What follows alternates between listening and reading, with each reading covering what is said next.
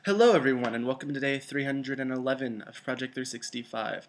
So for those of you who don't know this lovely little fact, Obama just gave in a shit pile to the Republican Party. He sort of signed this agreement thing that will keep the Bush era tax cuts for our new term type deal. And I'm not liking this. I understand that the Republicans were threatening to essentially freeze cloture until this happened, but at the same time, at some point, something would have happened, and I'm not too happy about the fact that we're keeping these tax cuts because it's fundamentally stupid. Um, it's a reliance upon trickle down, and trickle down itself has proven not to be effective. And so, by keeping these tax cuts, we're essentially just cutting much needed funding for our federal government. In fact, we're losing $68 billion. Now, that's a lot of money. That's a lot of uncollected tax money that really should be collected because the money that these upper class individuals are saving from this isn't going back down into the rest of the economy. They usually put them off into some high, unreachable bank account that makes it almost impossible for anyone else to really use this money. And it's not like they're going out and hiring new people for their jobs or for their companies. No, they're still trying to cut as many individuals as they can while remaining as efficient as possible. So, giving tax cuts to these individuals like they are is really more of a detriment than anything that's going to be helpful. Now, economists are saying that this is going to help keep money from our rise from this economic downfall within the system, but I'm not so sure. One of the things that disrupts money flow is saving.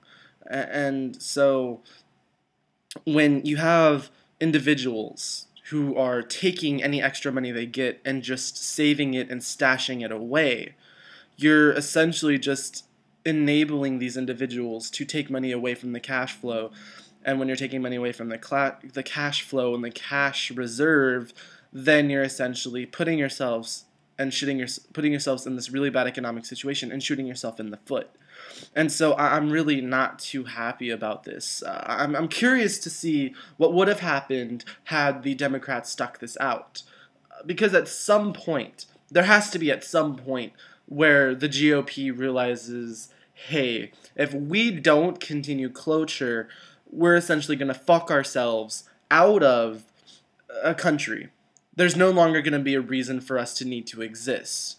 And I wish that the Democrats had sort of continued this game of chicken, because at this point, what the Democrats have done is continue to show that they lack a spine.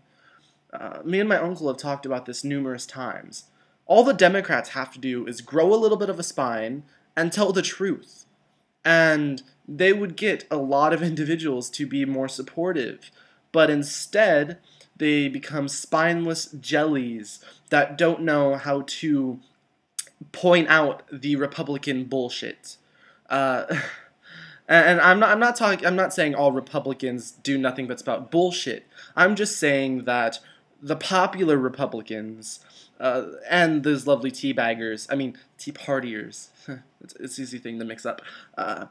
They're constantly spouting bullshit, and if the Democrats had just decided to grow a fucking backbone, they wouldn't be able to do it. No, they wouldn't be getting away with half the shit they're getting away with. Actually, probably all of the shit they're getting away with. And so it's ridiculous at this point.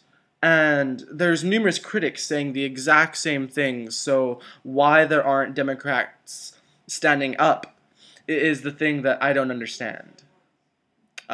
Question for you guys for today. How do you feel about this new bill?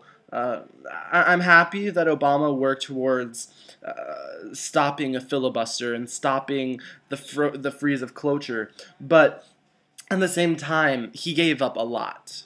He gave up a lot. And so that's what scares me, is the fact that he gave up so much. Anyway, That's it for today, guys. I'll catch you guys later. Bye.